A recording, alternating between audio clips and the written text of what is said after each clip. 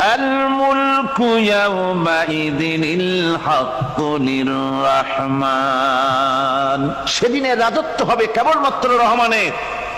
অর্থাৎ যেসব কৃত্রিম বাদশাহী দেখে তোমাদের চোখে ধাঁধা লেগে গিয়েছে, তোমাদেরকে দুনিয়ার বাদশাহী দেখে তোমরা ধোঁকায় পড়ে গিয়েছো, এসব বাদশাহী কিছুই টিকবে না সেদিন। সেদিন শুধু বাদশাহী থাকবে একমাত্র আল্লাহ পাকের। কার থাকবে বাদশাহী? যারা বলেন কার?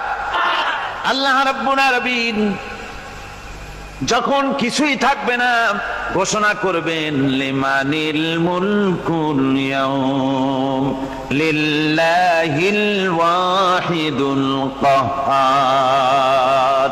আজকে কার রাজত্ব? চারিদিক থেকে আওয়াজ আসতে থাকবে, পরাক্রমশালী আল্লাহ রাব্বুল আলামিন, রাজত্ব আর কারো নয়।